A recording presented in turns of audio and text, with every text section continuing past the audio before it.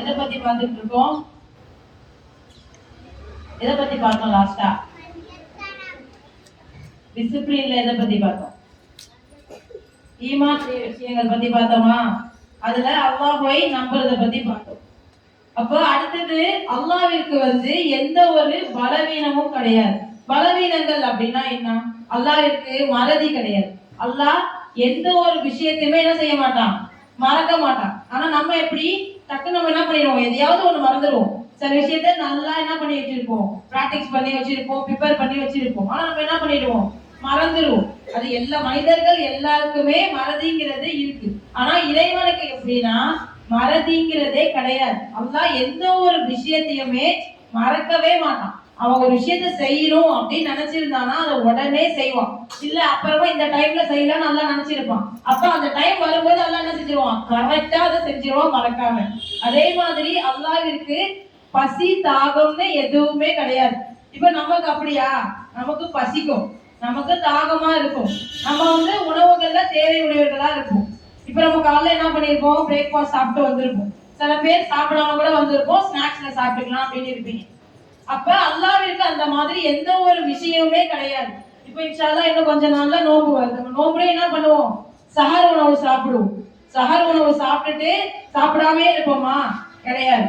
இஃப்தாருடைய டைம் வரும்போது நம்ம என்ன செஞ்சிருவோம், நோன்பு திறப்போம். அப்ப அல்லாஹ்விற்கு அந்த மாதிரி எதுவுமே கிடையாது. அவன் எந்த ஒரு விஷயத்தையும் செய்ய மாட்டான், சாப்பிட மாட்டான், தண்ணி குடிக்க மாட்டான். இந்த மாதிரி இறைவனுக்கு எதுவுமே இந்த மாதிரி கிடையாது. அதே மாதிரி அல்லாஹ் எல்லா விஷயத்திலையும் தேவைகள் அற்றவர். அல்லாஹ்விற்கு எந்த ஒரு தேவையுமே கிடையாது. மனிதர்களாகிய நமக்கு தான் தேவை இருக்கு. நிறைய தேவைகள் நமக்கு இருக்கும்.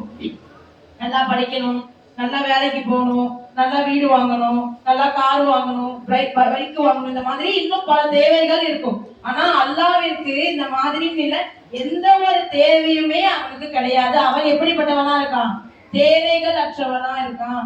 இன்னும் நிறைய பேருக்கு குழந்தைகள் வழங்குறான். அதே மாதிரி மழையை வருபவன் அவன் தான், ஆட்சி அதிகாரம் தருபவன் அவன் தான். இப்ப மழைன்னு எடுத்துக்கும் போது அல்லாஹ்வுடைய நாட்டத்துலதான் அந்த மழை பெய்யுது. இப்ப நியூஸ்ல சொல்ற மாதிரி நடக்குதே அப்படின்லாம் கிடையாது.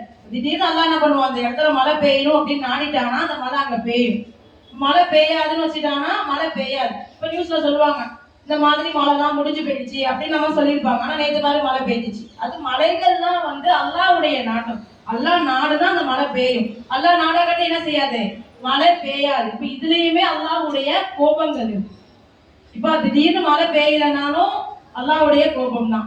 மழை அதிகமா பெய்ஞ்சாலுமே என்னது, அல்லாஹ்வுடைய ஒரு கோபம் தான். இது எல்லாமே அல்லாஹ்வுடைய நாட்டம்.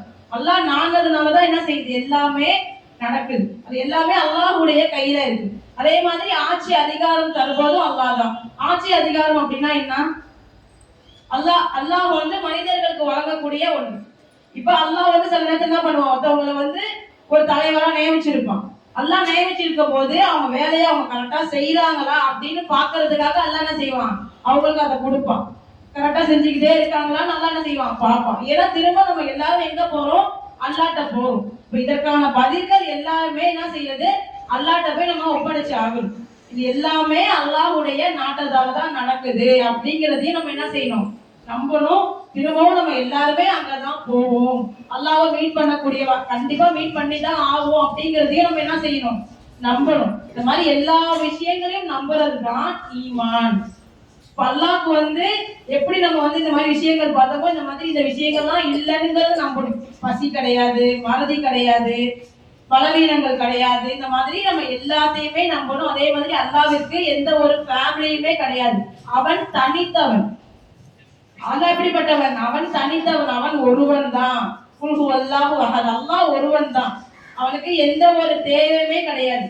அவன் யாராலையும் பிறக்கவும் இல்லை, யாரையும் பெறவும் இல்லை. அவனுக்கு நிகரா யாருமே கிடையாது. Allah unique, he is the unique. அவனுக்கு ஈக்குவலாவும் யாரும் கிடையாது, அவனுக்கு நிகராகவும் யாரும் கிடையாது. அவன் விஷயத்தை செய்யணும்னு நினைச்சானா அவன் செஞ்சு முடிச்சிடுவான். யார்ட்டையும் போய் கேட்கணும், இவங்கள்ட்ட போய் நம்ம பெர்மிஷன் வாங்கணும் அப்படின்னு இறைவனுக்கு கிடையாது.